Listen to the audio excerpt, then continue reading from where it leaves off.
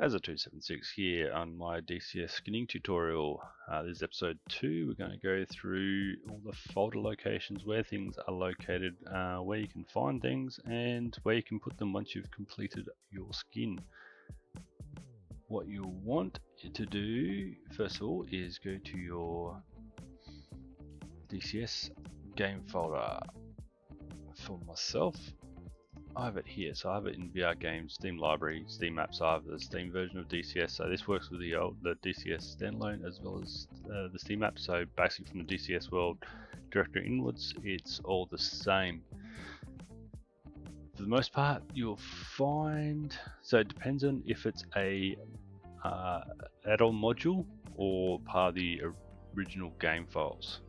If you're looking for any of the add-on modules, you need to go into Core Mods, Aircraft, and it's all in here. So these are all the add-on modules. You don't need to own the module to have access to it. For instance, I don't have the Yak 52. Go in here. So liveries themselves are held in here. So this is all the liveries you can select in the game. So if you want to, when you go into your game menu and you select the livery that you want, this is where it searches for it. When you're testing and developing, this will be where you put your custom skin. And what I usually find is if you start with, like, say these ones here,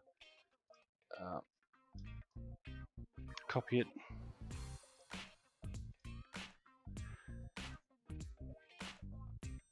So copy,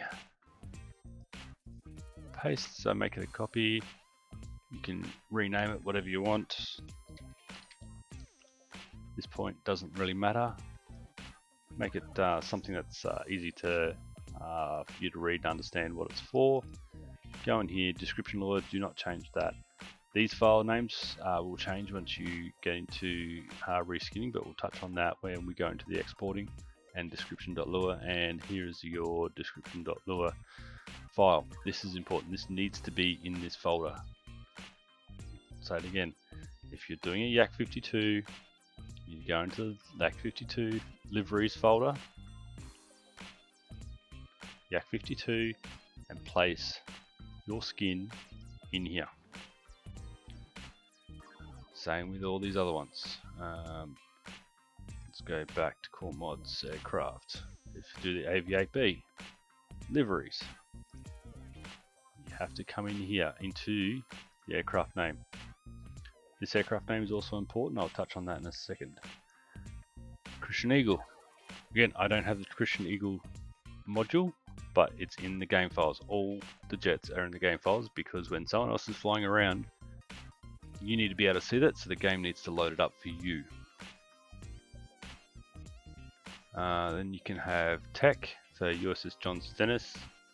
If you want to touch on the textures of the John Stennis, you can go in here, tech, weapons, railway objects. Let me lose myself. World War II. This is where all the World War II modules are. You got Focke-Wulf, 190, Dora, and Anton. You get your P-51, your Spitfire, BF-109. So these are in your World War II units. Unit payloads. That's some lure files there. Weapon lures, shapes for your weapons. So if you're looking for a particular weapon to look into the model viewer, you can go there. Alright, so if it's not a mod, if it's part of the base game, it'll be in Bazaar. Bazaar. Under liveries. Here's your Mortar Tunguskas. That's your Tunguska liveries. Your in-game F-16, F-15, F-16s. Flaming Cliff stuff, I believe, is in here as well.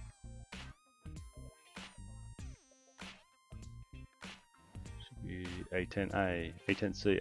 The A10C is here. Just keep that in mind. Some of the early modules actually hide in here. KA50 hides in here. So some of those early modules still live in Bazaar. If you can't find it in Core Mods, Aircraft, open up. Can't find it in here, have a look in Bazaar. Now, if you want to take an existing texture and modify it, generally, if it's again, come back to core mods, aircraft. If you go into a particular aircraft itself, there's this folder called textures. These are all the textures that make up that aircraft. Bolts, tires, lights, damaged wings, bolt struts. I'll bring up the F-18C textures. Some are in zip files, that's fine. Then you can, your wheels, your cockpits, it's all in here. You can bring up your diffuse layer. So I'll touch on the names of the layers in a sec, in another video.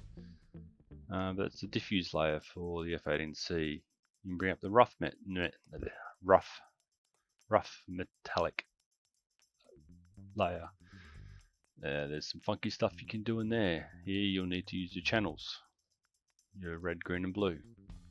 So they all do a different thing and you need to modify each one as you go. We'll touch on that another time. So yeah, if you want to grab your textures, for instance another one, F-16. So F-16 doesn't have a template yet. Templates make things a lot easier. If not, you got your textures. This is where you go. You get your textures out of here and build it from here. There you go. There's one of your base game textures. So that's pretty much where all the game folders are. If you're not sure, just dig around. This is how I found it all. I just dug around until I found what I wanted. Bin's another important folder here because it contains this little handy app called Model Viewer. You'll be using this very heavily during while you're making your skins. Why? Because it allows you to view your model and the skin before you open the game, so you don't have to open the game all the time. Recent files, I open up heaps of stuff. F15, just drag it up. Tools, liveries tool, hides over on the other screen for me. And you scroll down here and find your F15, F15C. Double click that. You can go through all your skins. So when you throw your skin into those game folders, it'll pop up here. Where's one I've modified recently?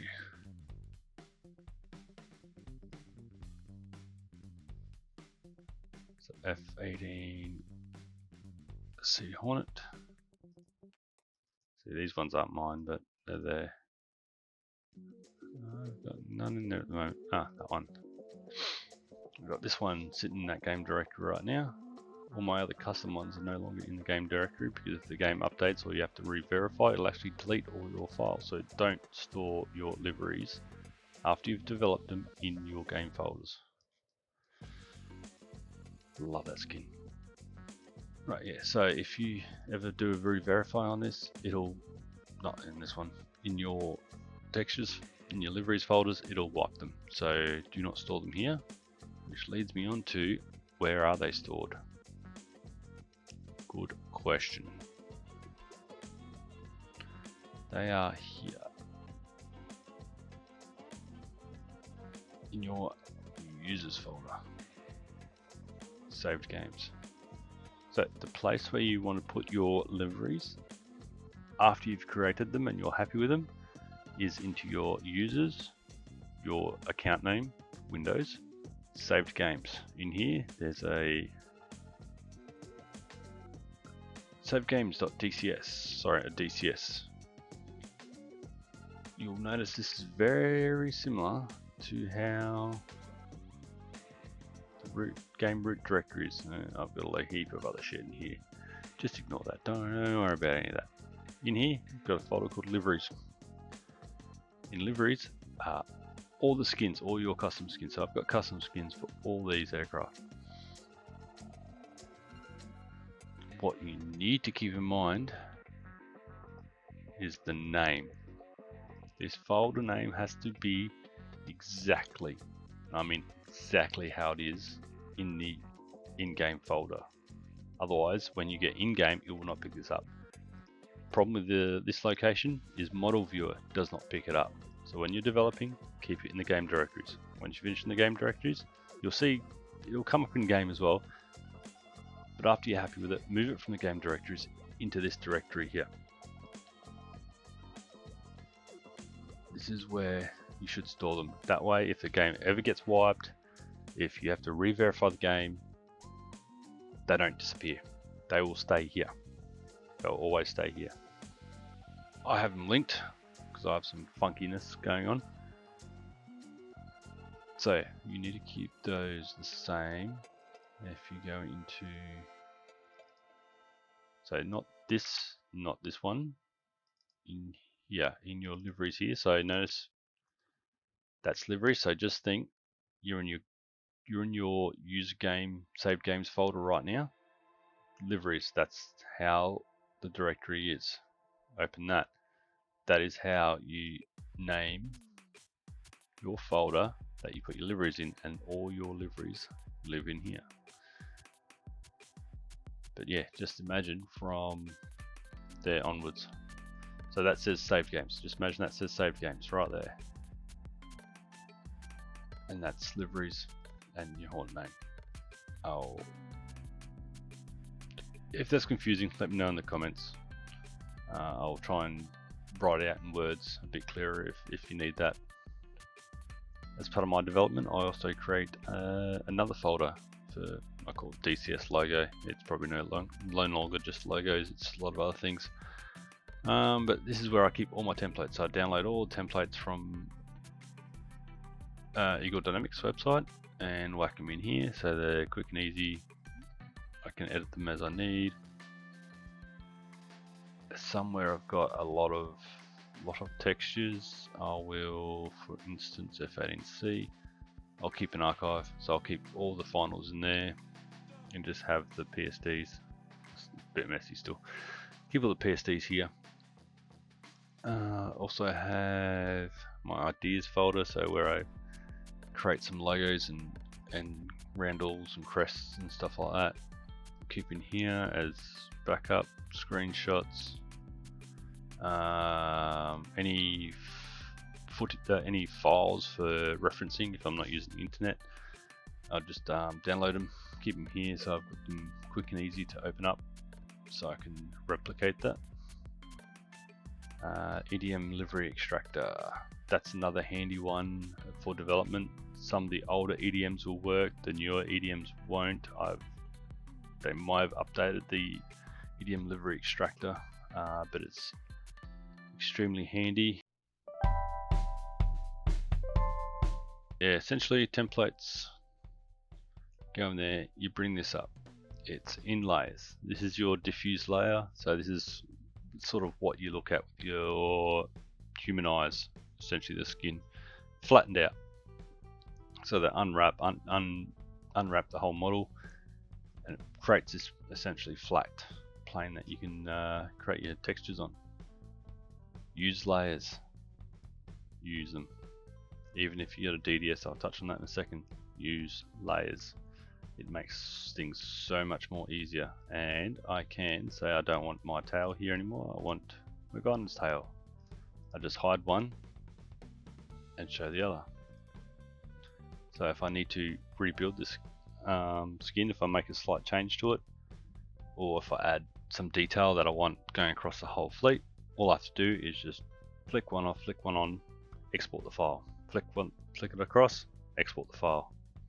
Quick and easy, and allows you to play with things bit by bit. Another thing I've found, especially with a Hornet, you might have noticed in these little areas here, there's these little plates on the tails. If you look close enough, but they're all interspersed through here, right? I made a layer I call panel ID 1A, so I had to make sure I could see which way up. These are all twisted up and down and around and all sorts of stuff, so I was able to mark all these and identify them. So when I turned on a particular, that one there. See how some of the panels are red, some are not.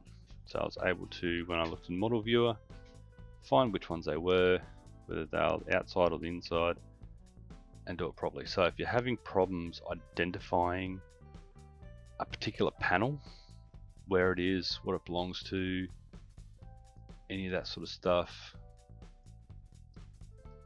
don't do that. Yeah, I recommend you just make it a special layer.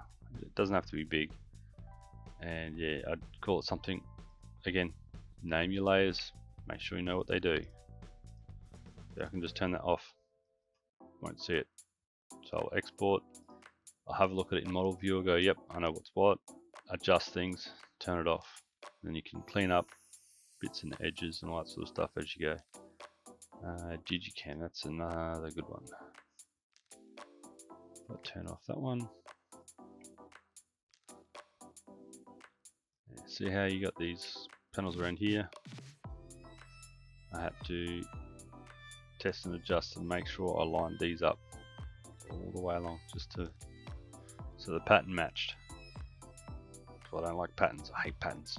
Get rid of patterns. Solid colors, great. Patterns just make things frustrating, but they look good. Same with oh yeah, there's one too. There's a whole bunch of antennas and stuff that sit in here, and vents and stuff. Yep, sure enough, they're all through here. I've had to. Yeah. Good way of doing that is to copy and paste. I'll go into this later, but this area here where this particular thing is, just copy paste that out, put that over the one that is relevant, the correct one. So yeah, see, I've also got them numbered.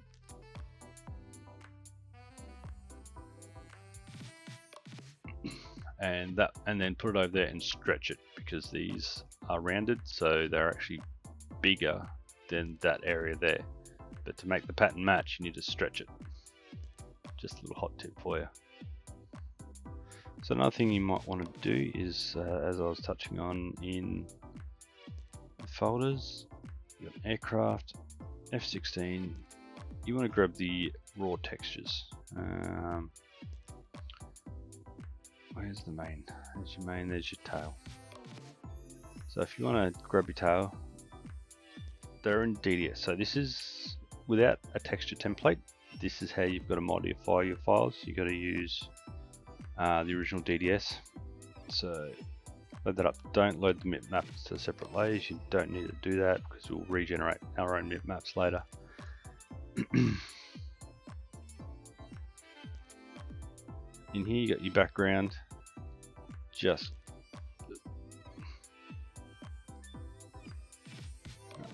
unlock, create a new layer,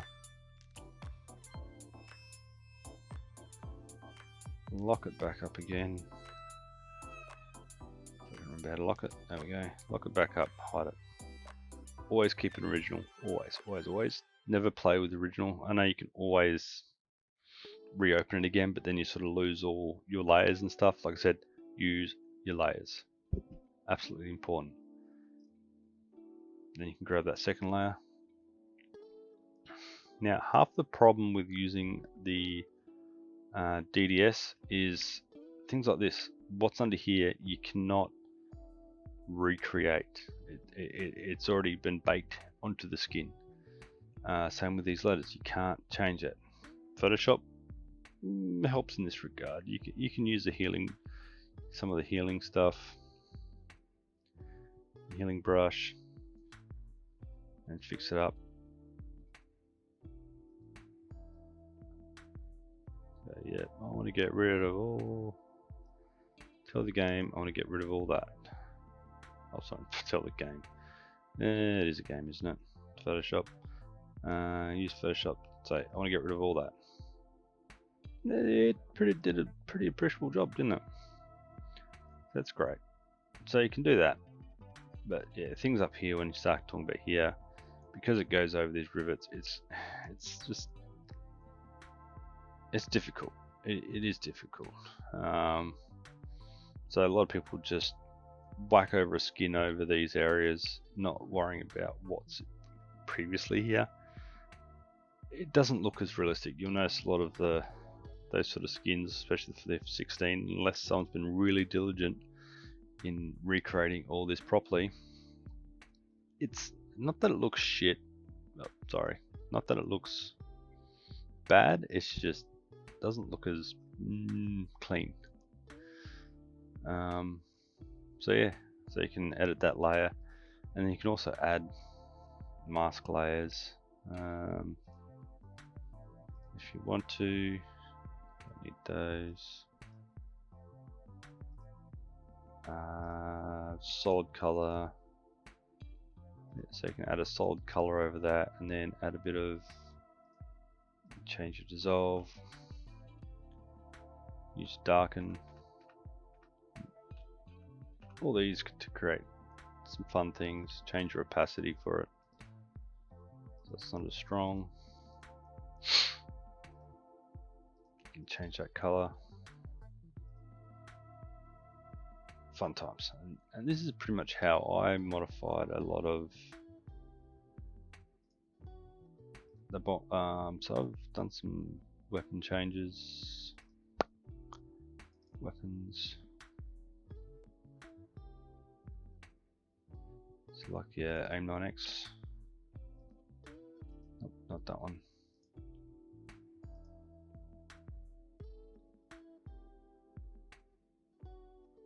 PSD, so aim 9X diff.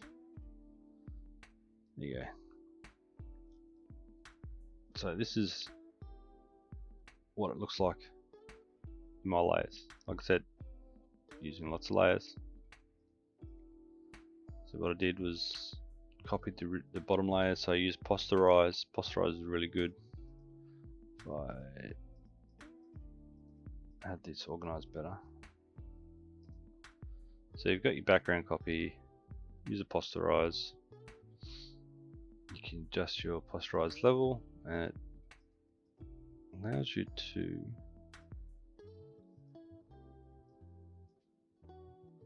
levels. Why am I on levels? That one, posterize. See how you makes that yellow a lot brighter, so you can actually select just that yellow section, that dark section, the text, the words. Gives a bit of contrast, so you can use that sort of tool. And then you just copy those back out, and you can put your words, letters, all that stuff back on top. Readjust everything. And that's how I recolor weapons. You still want, like this sort of stuff, you still want that to be the original color. You don't want to change the color of that. These parts, there's some parts you don't want to really change the color of. You just want to change the color of the skin. So that's how you take a DDS essentially and modify it how you like. Like I said, got your original, copy it, lock it, or unlock it, copy it, lock it again, hide it away. Use this one to play around with, create copies, posterize to get the contrast you need to use your tools if you need to, and it makes in the end something that looks pretty good in my humble opinion. So that's how you take DDS tools. You do need the plugins for Photoshop or GIMP to be able to do that. Some textures are still old and they're in the bitmap format, so you can use anything to modify those to start with. But it's simple as that. Anyway, that was a big long episode 2. Next episode is episode 3. We'll talk about exporting the DDS exporter settings. What do they mean? Anyway, thanks for watching.